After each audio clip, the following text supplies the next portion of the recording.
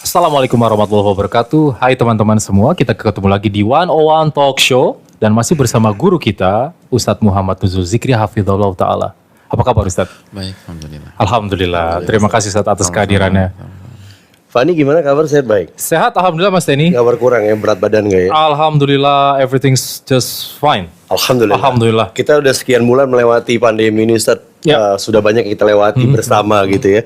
Dari fase kegelisahan, sekarang fase-fase ini Ustaz. Yang lagi tren sekarang merubah strategi bisnis Ustaz. Ada teman-teman Ana yang buka usaha event organizer, sekarang jadi jualan pot-pot tanaman. Ya, benar. Tadinya jualan skincare, jadi jualan masker sekarang Ustaz. Itu benar Ustadz. Benar. Iya kan? Ada juga Mas Denny yang tadinya ditambang, sekarang bisnisnya dicupang. Jadi ikan cupang Ustadz. Benar. Jadi memang ada juga dampak dari untuk ke segi bisnisnya, benar Mas Denny ya? Betul sekali. Benar. Everybody is fighting and struggling Ustaz. Karena memang faktanya nggak dipungkiri Ustaz, banyak sekali teman-teman kita yang kehilangan pekerjaan Evan ya. Benar Mas Denny, benar. Jumlahnya berapa tuh? Banyak sekali kayaknya. Ada dapat data nih Mas Denny, ada sekitar 3,05 juta saudara-saudara kita yang diputus pekerjaannya. Turut prihatin nih. Sampai ke besok mau menikmati makan apa aja itu juga satu hal yang dirasakan sama teman-teman. Jadi PR banget gitu loh. Jadi Betul. PR banget, sedangkan kan ada yang udah punya keluarga, ada yang anaknya sekolah, Ustadz, ada yang misalnya mau lahiran, ada yang di rumah sakit, kayak begitu, Ustadz. Seperti kita tahu kehidupan seperti itu. Nah, bagaimana sih Ustadz kita di masa-masa ini tuh, sometimes kita yakin bahwa rezeki gimana Mas Denny? Rezeki memang datang di tangan Allah Ustaz. Ya. Cuma mungkin nggak semua dari kita nih Benar. sempat berbesar hati atau bisa menunggu nih karena urusan besok nih Ustaz.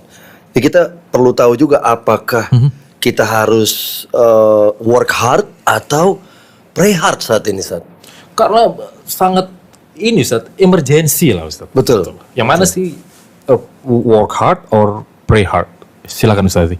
Ya, bismillah, alhamdulillah, wassalatu wassalamu ala rasulillah. Pertama-tama kita minta pertolongan dulu kepada Allah Subhanahu wa taala agar Allah berkahi pertemuan kita. Sebagaimana juga kita bersyukur bisa ketemu lagi di forum ini. Semoga Allah berkahi dan Allah berikan manfaat buat kita semua.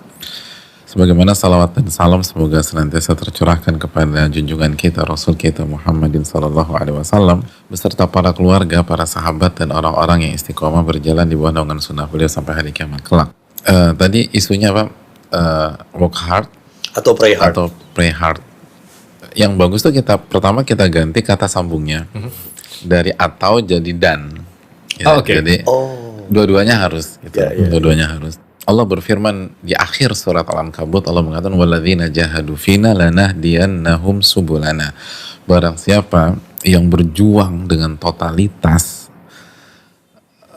di atas jalan kami, niscaya kami baru kasih hidayah buat orang tersebut. Jadi harus berjuang dan harus totalitas, baru Allah kasih hidayah.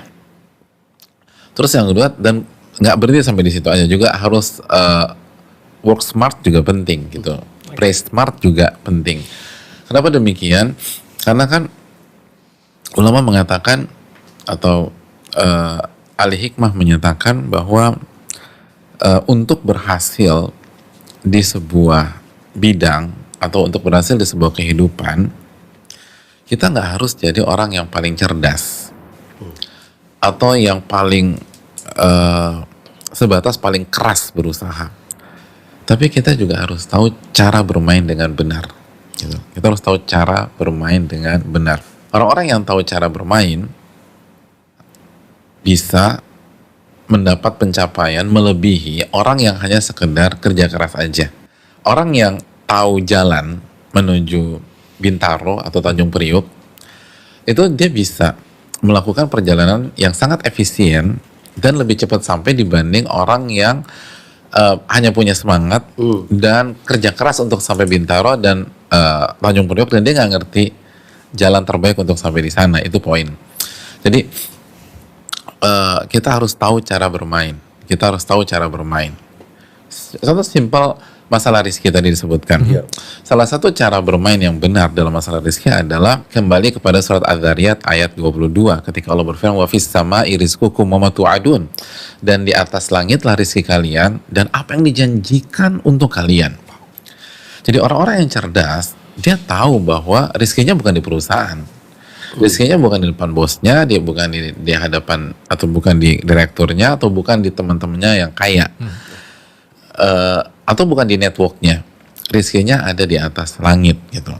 Rizkinya ada di sisi Allah Subhanahu Wa Taala.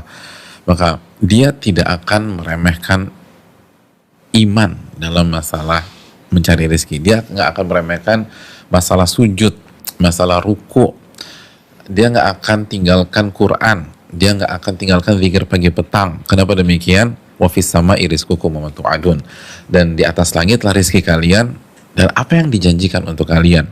Jadi dia cerdas pada saat orang-orang hanya fokus pada hal-hal yang tangible dalam mencari rezeki, dia fokus ke bukan hanya yang tangible penting, tapi intangible juga nggak kalah penting dan itu cerdas di dalam berikhtiar dan berusaha. Contoh yang lain tadi Mas Teni angkat itu tentang struggling. Ada banyak peralihan profesi dari skincare ke masker. Pokoknya yang penting imbuhannya sama saja. Kalau dalam bahasa Arab sajaknya masih dapat. Gitu lah dari tambang ke cupang. Ya, tambang ke cupang.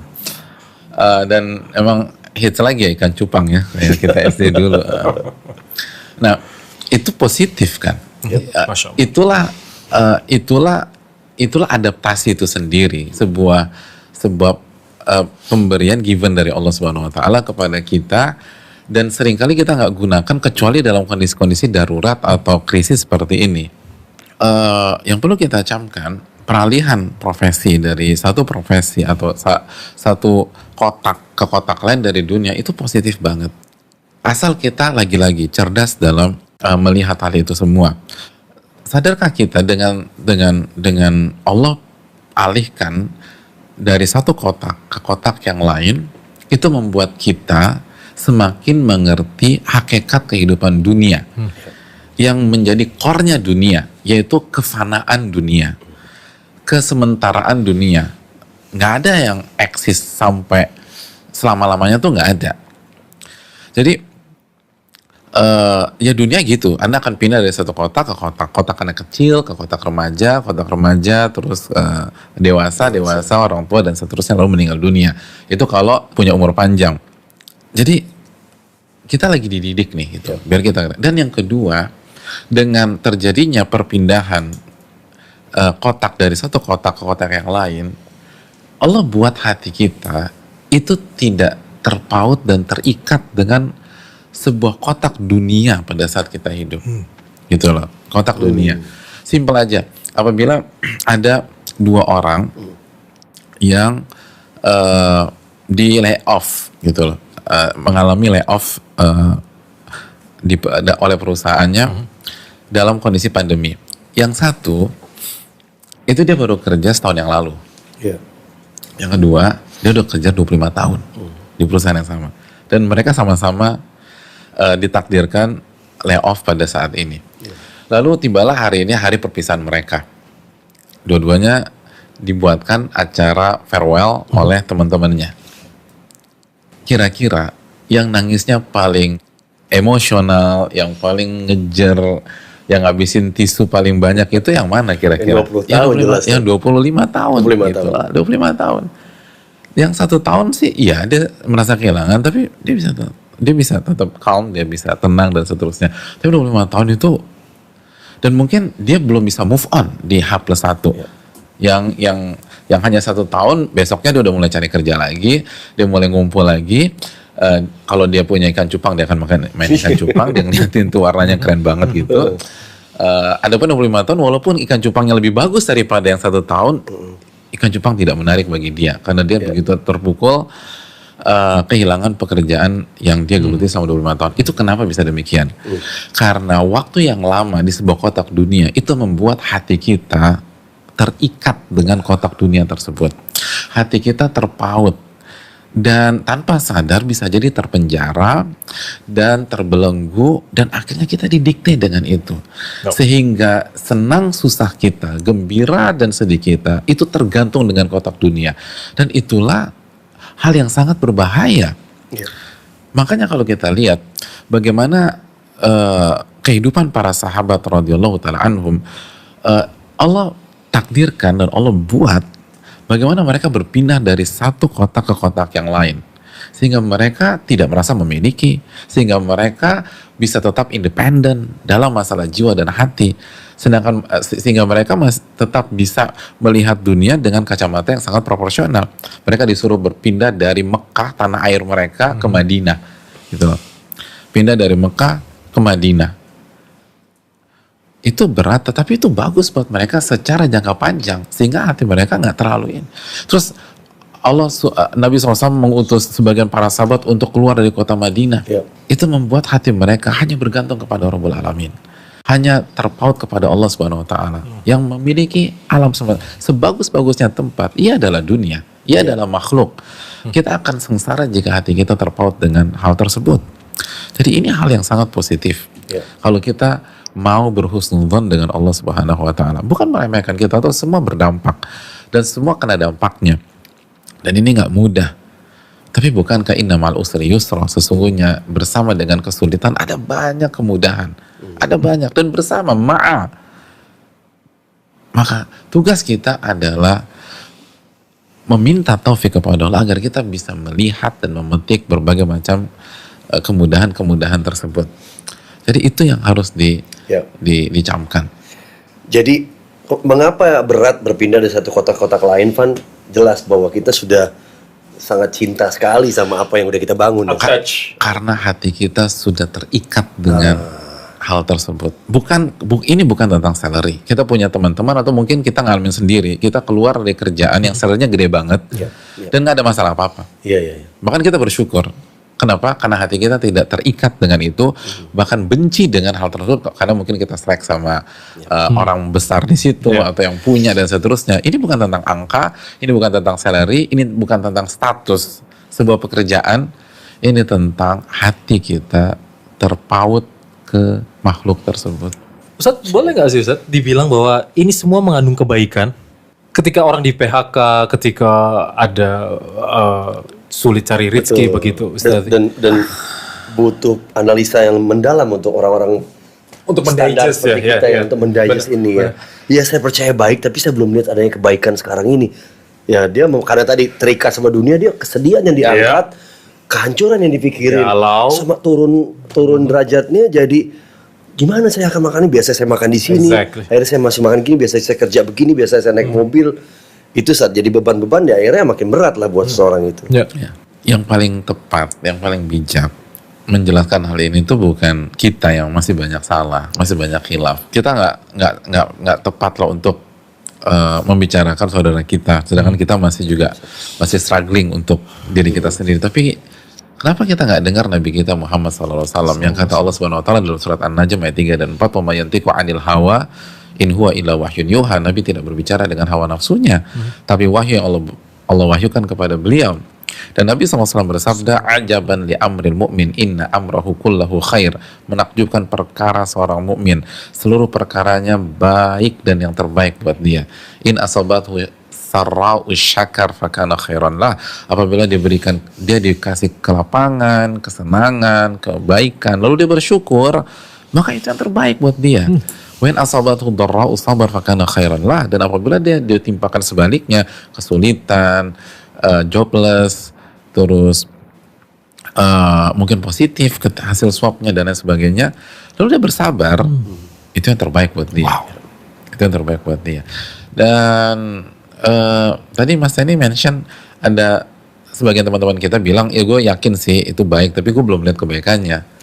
Iya, karena ilmu dunianya mereka hanya sebatas kita juga terutama. Ada sebuah kaidah diucapkan sebagian para ulama, adamul ilmi bi syai' la yastalzim al ilma bil adam. Ketidaktahuan Anda terhadap sesuatu bukan berarti sesuatu itu nggak ada, cuman Anda nggak tahu aja, gitu kan? Jadi ketidaktahuan kita itu bukan berarti hal itu tidak dipastikan itu nggak ada. Ya sama lah, kita nggak pernah ngeliat ruh kita. Iya. Iya. Kita yakin kita punya ruh. Kita sendiri nggak, seumur hidup kita nggak pernah lihat. Ih, bener Ustaz, Masya Allah. Iya.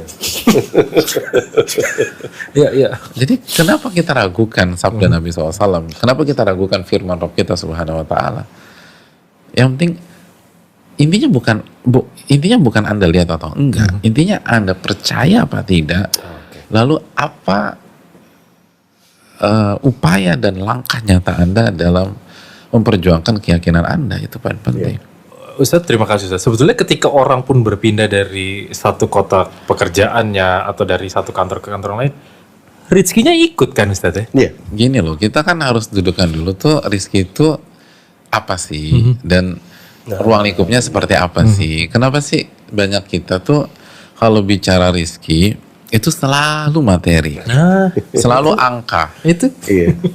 Padahal kita sepakat banyak hal yang lebih berharga daripada angka-angka tersebut. Betul. Ketika Allah Subhanahu Wa Taala di surat At-Tolaq ayat 11 tentang surga, Iya. yang menjadi ganjaran orang-orang beriman dan beramal soleh, apa closing statementnya? Qad ahsanallahu lahu rizqa. Allah telah memberikan rizki yang sangat baik dan terbaik untuk mereka. Jadi ketika Allah berbicara tentang surga, Allah jelaskan inilah rizki terbaik buat seorang hamba.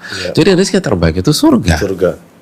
Bukan angka, bukan pekerjaan, bukan. Walaupun itu penting, kita nggak pernah meremehkan, dan kita berharap semua kita mendapatkan dapat rizkinya baik materi maupun non materi. Tapi jangan lupa loh, karena dengan kita lupa akhirnya kita nggak bersyukur. Dengan kita nggak bersyukur, alih-alih dapat pertolongan justru dapat azab.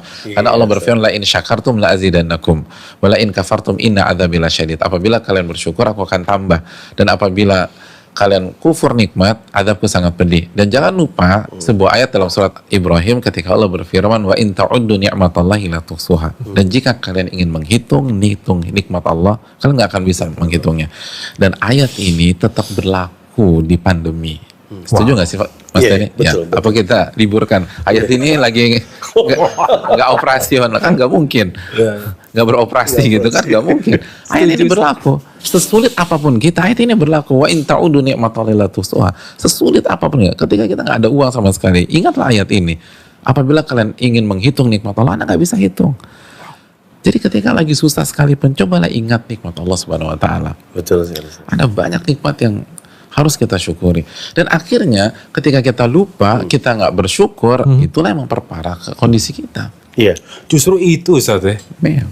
Oke. Kita nggak kena COVID-19 aja itu sebuah rezeki loh, Van Butan. For sure. Iya. Saya baru izin saat kemarin lihat status temen dia baru kena COVID-19.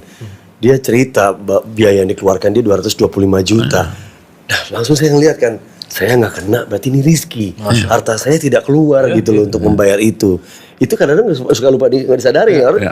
Selalu dihubungkan dengan materi ya, Van. Dengan materi, dengan X-rate. Ya, padahal banyak sekali yang bisa disyukuri ya, Ustaz. Dan itu kalau nggak kena sekali, 225 juta. Kan orang bisa kena 2 kali. Dan seterusnya, iya kan? Iya benar Ustadz. Ya, jadi kalau kena 2 kali 500 juta, hampir 500 juta. Dan anggota keluarga yang lain, Ustaz, Ya. bukan hanya kita, istri misalnya. Berarti kan kali 2, kali 3 keluarnya harta itu kan gimana gitu kan ya. Benar. Jadi kesehatan ini rezeki yang besar sebenarnya. Jazakumullah khairan Ustaz atas nasihatnya, penting sekali. Jadi Alhamdulillah. mengenai konsep rezeki ini kita harus tahu juga cara bermain, tahu juga bagaimana caranya mendekatkan diri kita pada Allah Subhanahu How to wa Ta'ala. respond ya benar mendekatkan Ya, how diri. to respond, dan tadi bersyukur tadi yang paling penting gitu ya. Tapi mungkin ilmu kita masih sedikit. ya. Benar. Karena Sama. kita sadar bahwa pentingnya ilmu itu luar biasa ya untuk bisa mendapatkan, untuk menjalankan ibadah-ibadah itu, termasuk bersabar tadi, menjemput rizki, feeling grateful dan sebagainya. Kita perlu tahu cara-cara ini, Van. Ya Perlu kan? tahu Mas ini banget.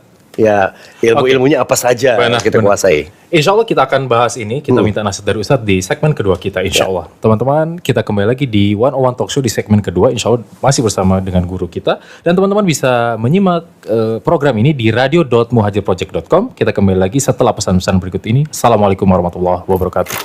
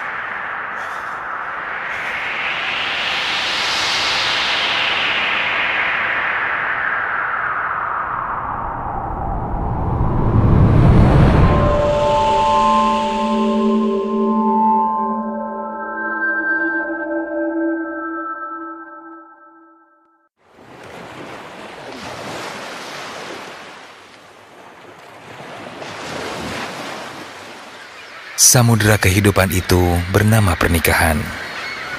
Bahteranya bernama sakinah, mawaddah, warahmah. Walau langit tak selamanya terang, biduk kadang terombang-ambing gelombang. Ombak tak selamanya landai, angin pun bisa menuai badai. Sebelum perjalanan itu dimulai, sebelum akad tertunai dan tangis haru berderai, pastikan terkembang layar takwa, ilmu sebagai cahaya pemandu dua jiwa, pelabuhannya, keberkahan visi berkeluarga.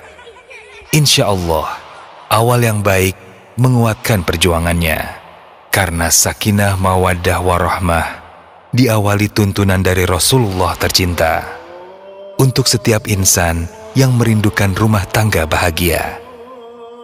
Dan atas izin Allah Ta'ala, Five Urs akan mengarungi samudera yang baru dengan nama Halfdin Wedding Organizer. Dengan mas kawin yang tersebut tunai. Alhamdulillah. Barakallahu laka wa baraka alaika wa jama'a bainakuma fi khair. Halfdin Wedding Organizer, sempurnakan separuh agama, karena peradaban sejati berawal dari keluarga.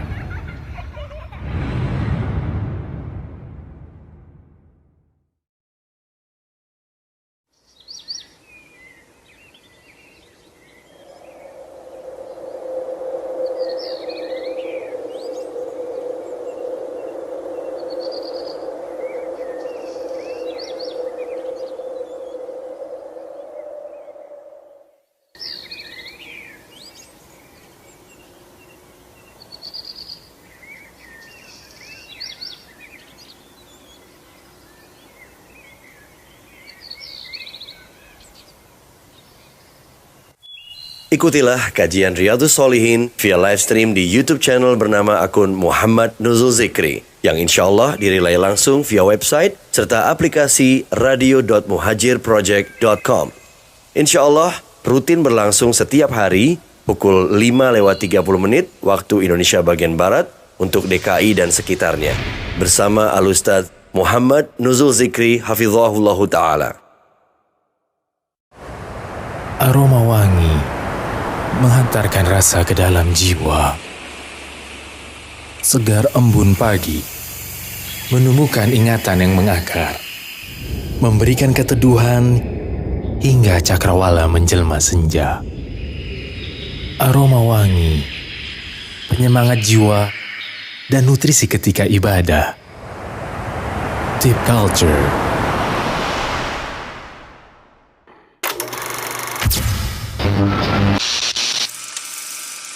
Assalamualaikum warahmatullahi wabarakatuh. Teman-teman, kita kembali lagi di 101 Talk Show. Mas Teni, tadi untuk melihat di segmen pertama tadi, kita butuh ilmunya. Betul sekali. Terutama konsep rezeki ini, ilmunya seperti apa? Apa sih hal-hal yang perlu kita ketahui untuk bisa menjemput rezeki kita, Ustadz? Tadi Ustadz ajarkan kita di awal untuk bersabar, berterima kasih, bersyukur, benar. Untuk ditambahkan nikmatnya, gitu ya. Dan juga banyak hal lah. Tadi saya ambil satu petikan cara bermain. Cara bermain seperti apa nih Ustadz, yang kira-kira bisa mengantarkan kita kepada keadaan lebih baik dan insya Allah Allah memberikan rezekinya di saat momen-momen seperti ini, Ustadz. Ya, makasih Mas Tani dan Fani. Yang perlu kita ketahui adalah semua dinamika dalam hidup ini kan mengarahkan kita atau menguji kita kembali ke tujuan mengapa kita diciptakan, kan itu poinnya kan ya. Ini kan bukan tentang keluar dari pandemi atau tidak sebenarnya. Ini tentang bagaimana merealisasikan tujuan besar tersebut, dan tujuan tersebut adalah surat Al-Dzariyat ayat 56, "Wa ma khalaqtul jinna wal insa illa liya'budun." Tidaklah kuciptakan jin dan manusia kecuali untuk beribadah. Dan Allah takdirkan pandemi, salah satu tujuan besarnya adalah untuk menguji kita bagaimana ibadah kita di pandemi dan ibadah apa saja harus ditekankan di pandemi atau resesi seperti ini. Oleh karena itu, mau nggak mau kita butuh ilmu, gitu loh. Kita butuh ilmu, dan ilmu nggak bisa didapatkan dan nggak bisa dibeli, gitu ya. Nggak bisa dibeli. Ada seorang ulama besar klasik dulu yang anak cowoknya bandel. sempat bandel. Nah ketika bandel itu, ayahnya yang memang ulama papan atas dunia itu mengatakan segala puji bagi Allah yang tidak menjadikan ilmu itu seperti harta warisan. Yang apabila ayahnya kaya, anaknya bisa langsung kaya gitu loh. Nggak bisa. Ilmu itu mewah, tinggi sekali. Ayahnya ulama, anak untuk jadi ulama nggak cukup hanya lahir dari rahim si ibu, nggak cukup, tapi dia harus belajar dan belajar. Nah inilah tantangan kita pada saat di pandemi saat ini. Kita harus belajar, Mas. Oke. Dan ada banyak hal yang harus kita pelajari gitu. Oke, terima kasih Ustaz. Lalu ketika ini misalnya disampaikan Ustaz ke teman-teman, ke kita gitu Ustaz, akan timbul pertanyaan lagi kan Ustaz? Belajar dulu apa ikhtiar dulu nih Ustaz? Karena kebutuhan itu terus berjalan, argo terus berjalan, kebutuhan rumah itu. Kalau ikhtiarnya kita juga belajar pasti kan. Iya. Kerja, cari uang secara dunianya kita ini dekati itu. Tapi kadang-kadang suka lupa dekati yang paling berkuasa. Please advise Ustaz. Iya Ustaz. Yang pertama, lagi-lagi kenapa sih suka banget pakai kata sambung atau? Oh iya. Ya kan ikhtiar dan belajar itu Ikhtiar bisa dan digabung. Bisa Ustaz ya? Nggak tahu ya. Mantunya.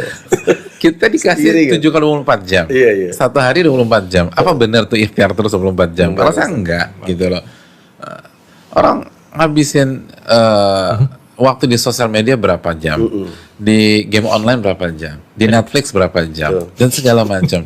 Tahu aja Ustaz nih. Lalu itu belum drakornya. Aduh, gitu. Jadi Terus nangis lagi.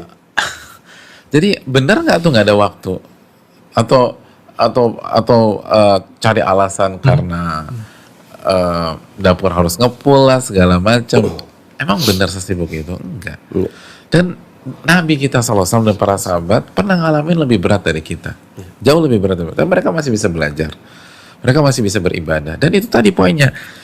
Kalau misalnya rezeki kita atau uang kita adanya di Selipi, lalu Anda pergi ke Senayan misalnya atau ke Kebayoran, Anda nggak akan dapat.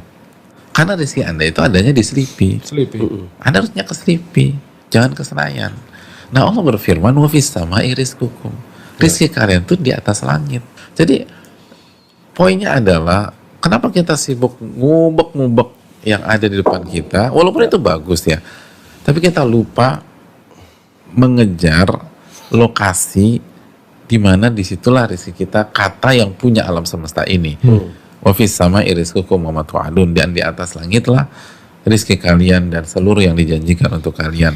Maka sekali lagi harus ke arah sana. Dan ingat, kalaupun dijawab lagi ya, teman gua nggak belajar bisa eksis, bukan hanya survive, dia untung besar, dia punya strategi gitu dan seterusnya. Sekali lagi, rezeki bukan hanya tentang angka. Rezeki bukan hanya tentang angka. Ada banyak orang yang berkecukupan secara angka, hidupnya jauh lebih tragis daripada kita-kita yang nggak punya uang. Dan itu sangat-sangat jelas bagi orang-orang yang berinteraksi dan bergaul dengan mereka. Kalau kita nggak tahu, bukan berarti itu nggak ada. Sekali lagi, sebagaimana dijelaskan oleh para ulama bahwa kehidupan ini adalah kehidupan ruh dan jiwa sebelum menjadi kehidupan fisik. Kehidupan ini adalah kehidupan ruh dan jiwa. Senang sulitnya kita itu bukan karena fisik. Senang dan sedihnya kita itu ruh dan jiwa. Ruh kita senang, hidup kita senang. Ruh kita sedih, hidup kita sedih. Bahagia dan sengsara kita itu bukan tentang sehat atau sakit. Itu tentang ruh dan jiwa. Itu clear. Itu clear. Makanya saya suka kasih contoh, ada seseorang ibu-ibu, seorang istri dari sosok laki-laki yang sangat sukses, kemana-mana pakai mobil premium dengan full fasilitas. Misalnya dia naik Alphard, dan Alphardnya pun udah dimodif, di dalamnya tuh udah kayak custom, first class gitu loh. Semua ada. Lalu berhenti di sebuah lampu merah, lalu perhitungan mundur dimulai dari lampu merah ke lampu hijau, ada 2 menit mungkin. Lalu ketika lagi tunggu lampu merah, di sebelah kirinya ada sosok pasutri yang sedang boncengan, naik motor butut gitu loh. Dan itu adalah hari kedua mereka menikah. Jadi bayangin lagi lucu-lucunya, lagi cubit-cubitan segala macam. Tapi motornya butut. Nah, saat tunggu lampu merah itu, yang ada di Alphard ini, dia sedang duduk nunggu lampu merah dan tiba-tiba ada WA masuk. Ternyata beberapa foto, image. Dan ketika dia buka, ternyata itu foto suaminya dengan wanita lain di dalam kamar. Sama-sama nunggu lampu merah. Yang satu di dalam mobil premium. Iya. Lalu yang satu Motor butut. motor butut. Kira-kira yang bahagia dan yang menangis siapa? Yang bahagia motor butut. Yang nangis. Yang nangis yang di Alphard. Kenapa? Karena pada saat dia baca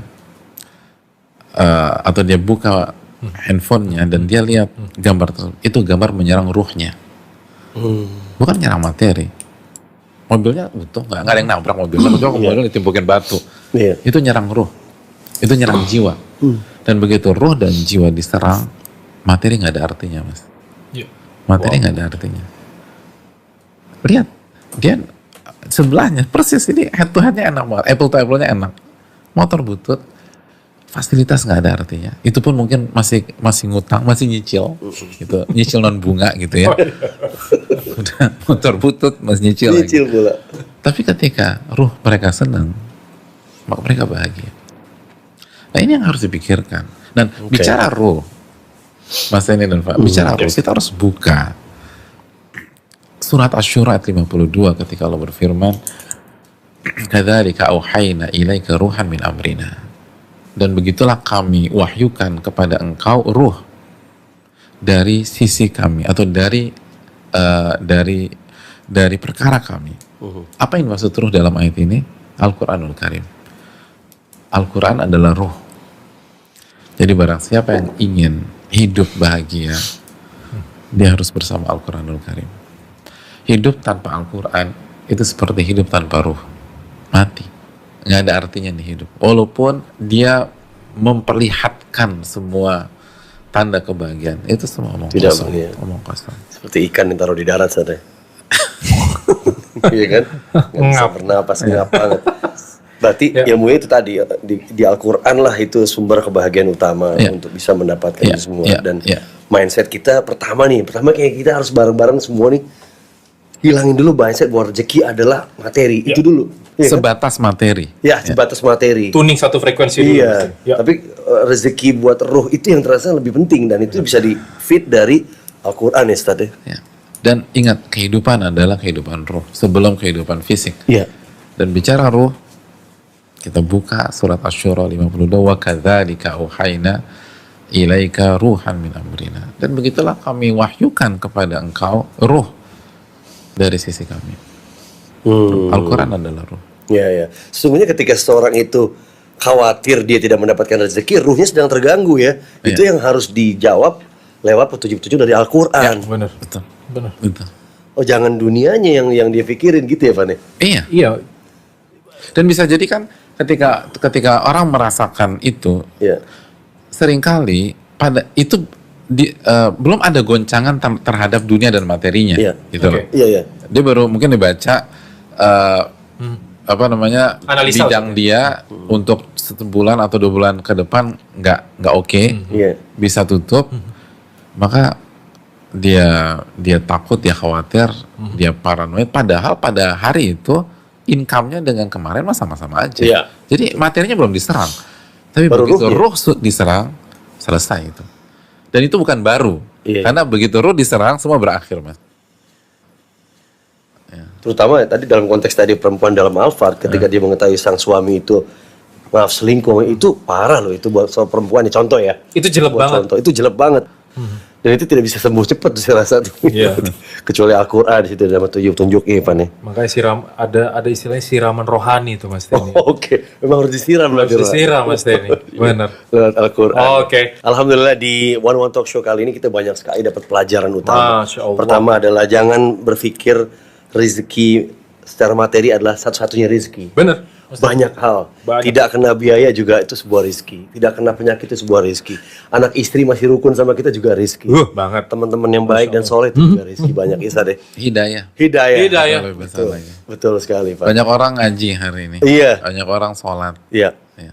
Banyak orang ngaji. Banyak orang doa Ustaz Ya, ya. banyak orang kembali kepada Allah Subhanahu wa taala. Itu juga rezeki. Itu Ini boleh dia, ini yang terbesar nih. Ya. Ya, apa namanya? Eksodus orang tadinya nggak ingat Allah jadi ingat Allah, Ya. juga itu sebuah rezeki besar buat kita, ya kan? Yang kedua tadi jangan lupa ruh kita nih, Van. Ruhnya Mas Denny, before itu menyerang badan kita, fisik kita, ini hits first time itu, first kicknya itu ke ruh. Dan makanan ruh itu ada di Al-Qur'an. Ada di Al-Quran. Kalau ruhnya bahagia, insya Allah mentalnya, jiwanya semuanya juga Benar. akan bahagia. Kalau ruhnya kenal sama Allah, fine.